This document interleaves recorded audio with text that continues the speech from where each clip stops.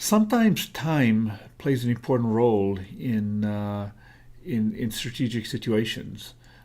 Things take step one after the other, and not only do they do, but the actors know that they will, and that influences how they behave. So the year was 1519, and Hernan Cortes, Spaniard, was leading a flotilla of 11 boats and about 600 men about to invade a continent later to be known as America. They were vastly outnumbered and were well aware of the heavy odds they were facing. And as is famously known, as they landed, Cortes ordered that all the boats be burnt. There's some controversy whether this was done in complete coordination and agreement with his men or it was sprung on them, but either way, it's clear what the logic behind it was. Cortes knew that as they faced these daunting odds, the men would be tempted to turn back, board the boats, and flee. And by removing that option, that increased their fighting resolve going forward.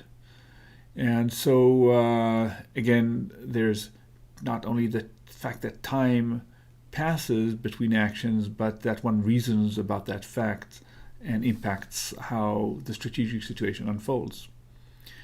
We see it not only when there are multiple agents involved, but even in a single decision maker here. It's not only Cortes and his men, the two actors, or the two sets of actors who are somehow actions are intertwined, but even when there's a single actor, the fact that time unfolds can impact the situation.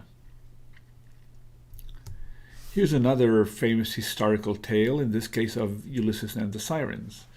Ulysses is captaining his boat and about to pass through the Straits of the Sirens, and as is commonly known, the sirens' song are so seductive that they would cause any person, in particular Ulysses, to do things that are in his own, not in his own best interest.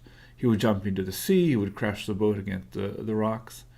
And so what he does, according to the tale, he orders all his men to first put wax in their ears so they will not be seduced by the song.